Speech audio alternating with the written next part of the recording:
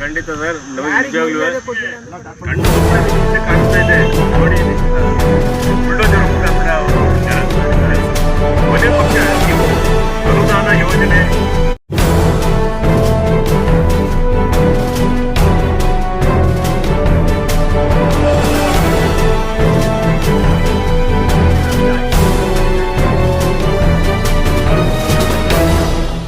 ಖಂಡಿತ ಸರ್. ನಮಗೆ ನಿಜವಾಗ್ಲೂ ಕಣ್ಣು ಕಾಣಿಸ್ತಾ ಇದೆ ನೋಡಿ. ಬುಲ್ಡೋಜರ್ ಮುಖಾಂತರ ಅವರು ಕೊನೆ ಪಕ್ಷ ನೀವು ಅನುದಾನ ಯೋಜನೆ.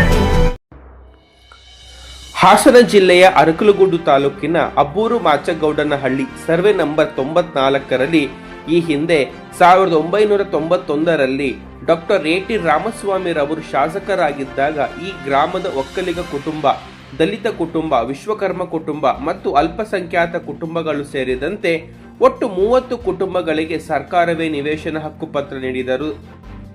ಆದರೆ ಕಳೆದ ವಿಧಾನಸಭಾ ಚುನಾವಣೆಯಲ್ಲಿ ಕಾಂಗ್ರೆಸ್ ಪಕ್ಷದ ಪರವಾಗಿ ಬೆಂಬಲಿಸಿದ್ದಕ್ಕೆ ಈ ಕುಟುಂಬಗಳ ಪೈಕಿ ಕೆಲವರನ್ನು ತಮ್ಮ ರಾಜಕೀಯ ಕೆಂಗಣ್ಣಿಗೆ ಗುರಿಯಾಗಿಸಿಕೊಂಡಿದ್ದಾರೆ. ಅರಕಲಗೂಡು ತಹಶೀಲ್ದಾರ್ ಸಂಬಂಧಿಸಿದಂತೆ ಇನ್ನಿತರ ಅಧಿಕಾರಿಗಳೊಂದಿಗೆ ಪೊಲೀಸ್ ಇಲಾಖೆಯವರನ್ನು ಬಳಸಿಕೊಂಡು ತಮ್ಮ ರಾಜಕೀಯ ವೈಷಮ್ಯಕ್ಕೆ ಕಟ್ಟಿದ ಮನೆಗಳನ್ನು ತಿರುಗಿಸಿಗೊಳಿಸುವುದರೊಂದಿಗೆ ತಿನ್ನು ಅನ್ನ ಮಣ್ಣು ಪಾಲು ಮಾಡಿ ದಲಿತ ಕುಟುಂಬ, ಅಲ್ಪಸಂಖ್ಯಾತ ಕುಟುಂಬಗಳನ್ನು ನಿರ್ದಯವಾಗಿ ಬೀದಿಪಾಲು ಮಾಡಿದ್ದಾರೆ ಎಂದು ನಿವೇಶನ ಹಕ್ಕುಪತ್ರದ ಫಲಾನುಭವಿಗಳಾದ ಹಾಗೂ ಅಲ್ಪಸಂಖ್ಯಾತರ ಮುಖಂಡರಾದ ಅಕ್ಮಲ್ ಪಾಷರವರು ಆಕ್ರೋಶವನ್ನು ವ್ಯಕ್ತಪಡಿಸಿದ್ದಾರೆ.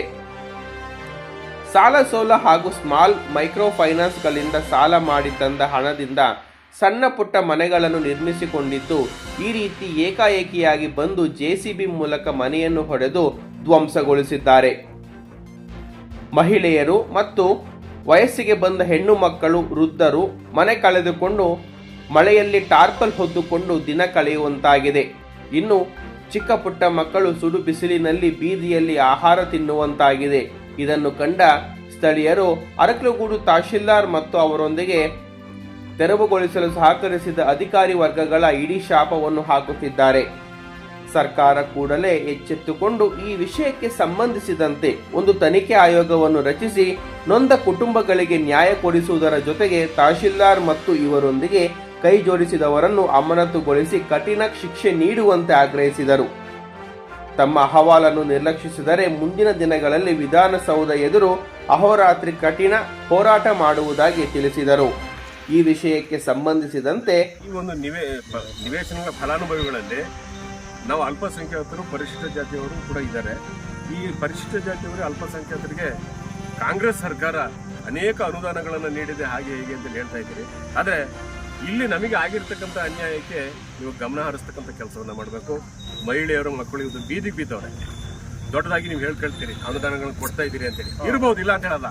ಆದರೆ ಇಲ್ಲಿ ನೀವು ಕಣ್ಣು ಮುಚ್ಚಿ ಕೂತಿರ್ತಕ್ಕಂಥದ್ದು ನಮಗೆ ಅನ್ಯಾಯ ಆಗಿದೆ. ನಿಜಕ್ಕೂ ಮುಂದಿನ ದಿನಗಳಲ್ಲಿ ನಮ್ಮ ಭಾವಿ ನಮ್ಮ ಕರ್ನಾಟಕ ರಾಜ್ಯದ ಮಾನ್ಯ ಮುಖ್ಯಮಂತ್ರಿ ಆಗಿರ್ತಕ್ಕಂಥ ಸಿದ್ದರಾಮಯ್ಯನವರೇ ತಾವು ಇದರ ಮೇಲೆ ಗಮನ ಹರಿಸ್ತಕ್ಕಂಥ ಕೆಲಸ ಆಗಬೇಕು.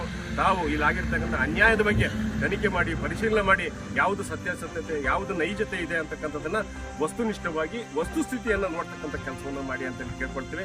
ಮತ್ತೆ ಮುಂದಿನ ಭಾವಿ ಈ ರಾಜ್ಯದ ಮುಖ್ಯಮಂತ್ರಿ ಆಗಲಿ ಹೊರಟಿರ್ತಕ್ಕಂಥ ಡಿ.ಕೆ. ಶಿವಕುಮಾರ್ನವರೇ, ನೀವು ಸಹ ಇಲ್ಲಿ ಒಂದು ಕಣ್ಣು ತೆರೆಸಿ ನೋಡ್ತಕ್ಕಂಥ ಕೆಲಸವನ್ನು ಮಾಡಬೇಕು. ಮತ್ತೆ ಇಲ್ಲಿ ಗಮನಿಸಿ, ಇಲ್ಲಿರ್ತಕ್ಕಂತಹ ಏನೊಂದು ಚಿತ್ರಣ ಇದೆ, ಆ ಚಿತ್ರಣದ ಆಧಾರದ ಮೇರೆಗೆ ಇದು ಸುಳ್ಳೋ ನಿಜವೋ ಅಥವಾ ಇವರು ಅರ್ಹ ಫಲಾನುಭವಿಗಳು ಅಲ್ವೋ ಇಲ್ವೋ ಅಂತಕ್ಕಂಥದ್ದನ್ನ ಪರಿಗಣಿಸಿ ತೀರ್ಮಾನಿಸಿ ಮುಂದಿನ ದಿನಗಳಲ್ಲಿ ನಮಗೆ ಇಲ್ಲಿ ಶಾಶ್ವತವಾಗಿ ಒಂದು ಮನೆಯನ್ನು ನಿರ್ಮಿಸಿಕೊಳ್ಳಲಿಕ್ಕೆ ಅವಕಾಶ ಕೊಡಬೇಕು.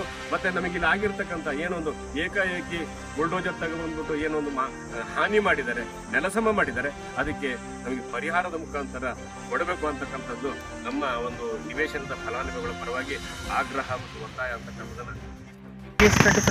ಸ್ವಾಗತ. ಇವತ್ತೇನಾಗಿದೆ ಅಂದರೆ, ಇವತ್ತು ಒಂದು ತನ್ನಕ್ಕೋಸ್ಕರ ಎಷ್ಟು ಜನ ಕಷ್ಟ ಬೀಳ್ತಾರೆ.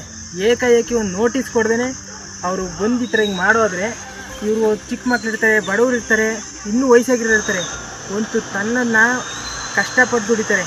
ಪಾಪ ಅವ್ರ ಕಷ್ಟ ಅವರಿಗೆ ಗೊತ್ತು. ಏಕಾಏಕಿ ಹಿಂಗೆ ಬಂದು ತಿನ್ನೋ ಅನ್ನನ ಮಣ್ಣು ಪಾಲು ಮಾಡಿದ್ರೆ ಅವರು ತಿನ್ನೋದು ಅನ್ನನೇ ತಾನೆ, ಬೇರೆ ಏನಾದ್ರು ತಿಂತಾರ? ಅವರು ತಿನ್ನೋದು ಅನ್ನನೇ. ಏನು ಸರ್? ಖಂಡಿತ ಸರ್. ಮರ್ಯಾದೆ ಕೊಡ್ಲಿಲ್ಲ ಅಂದ್ರೆ ಪರವಾಗಿಲ್ಲ, ಅನ್ನಕ್ಕೆ ಮರ್ಯಾದೆ ಕೊಡಬೇಕು. ಈ ಅನ್ನನ ಈ ಥರ ಮಣ್ಣಿಗೆ ಎಸ್ಬಿಟ್ಟು ಈ ಥರ ಮಾಡೋಬರಲ್ಲ. ಇದು ಎಷ್ಟರ ಮಟ್ಟಿಗೆ ಸರಿ? ಅವತ್ತು ಏಕಾಏಕಿ ನೆಲಸಮ ಮಾಡಕ್ಕೆ ಬಂದಾಗ ನಾವು ಹೇಳ್ತಾ ಇದೀವಿ ಅವರಿಗೆ, ರೇ ಒಳಗಡೆ ಇರೋ ಸಾಮಾನು ನಮ್ಮ ಸಾಮಗ್ರಿಗಳಿದ್ದಾವೆ, ನಮ್ಮ ಏನೊಂದು ಪರಿಕರಗಳಿದ್ದಾವೆ, ಅಡುಗೆ ಮಾಡಿ ಇಟ್ಟಿದ್ದೀವಿ, ಅಡುಗೆನ ಆ ಪಾತ್ರೆಗಳನ್ನ ಹೊರಗಡೆ ತಗೊಳ್ತೀವಿ ಅಂದ್ರೆ ಅದಕ್ಕೂ ಬಿಡಲಿಲ್ಲ ಸ್ವಾಮಿ. ಏಕಾಏಕಿ ಬುಲ್ಡೋಜರ್ ತಗೊಂಡೆ ಅವೆಲ್ಲ ನಾವು ನೋಡೋಕ್ಕಲ್ಲ ಅಂತ ಹೇಳಿ ಹರಿಸಿದ್ರು ಬುಲ್ಡೋಜರ್ನ.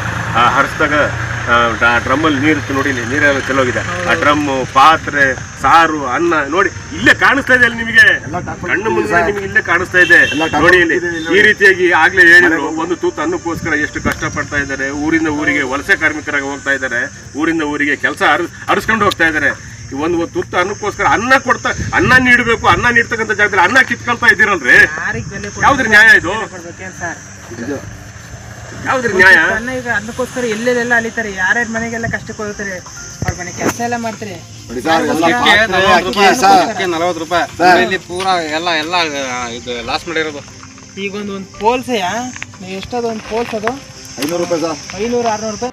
ಏಕಾಏಕಿ ನಮ್ಮ ಅರಕಲಗೂಡು ತಾಲೂಕಿನ ಶಾಸಕರು ಶಾಂತಿ ಸಭೆ ಮಾಡಿದ ಮೇಲೆ ವೇದಿಕೆ ಮೇಲೆ ತೀರ್ಮಾನ ತಗೊಂಡಿದ್ದೇ ಒಂದು, ಆದರೆ ಹೊರಗಡೆ ಬಂದು ನಮ್ಮ ಅರಕಲಗೂಡು ತಾಲೂಕಿನ ದಂಡಾಧಿಕಾರಿ ಅವರು ಏಕಾಏಕಿ ಬುಲ್ಡೋಜರ್ನ ತರಿಸಿ ನಮ್ಮ ಗುಡಿಸಲುಗಳನ್ನು ನೆಲಸಮ ಮಾಡ್ತಕ್ಕಂಥ ಕೆಲಸವನ್ನು ಮಾಡಿದ್ರು. ಆ ಸಂದರ್ಭದಲ್ಲಿ ತಿನ್ನೋಕ್ಕೆ ಅಂಥೇಳಿ ನಾವು ಅಡುಗೆ ಮಾಡ್ಕೊಂಡು ಅನ್ನ ಬೇಯಿಸ್ಕೊಂಡಿದ್ದನ್ನು ಬುಲ್ಡೋಜರ್ ಮುಖಾಂತರ ಅವರು ನೆಲಸಮ ಮಾಡ್ತಕ್ಕಂಥ ಸಂದರ್ಭದಲ್ಲಿ ನೋಡಿರಿ, ತಿನ್ನೋ ಅನ್ನ ಕಂಡ್ರಿ ಇದು, ತಿನ್ನೋ ಅನ್ನ. ನಾವು ಸುಳ್ಳು ಹೇಳ್ತಾ ಇಲ್ಲ.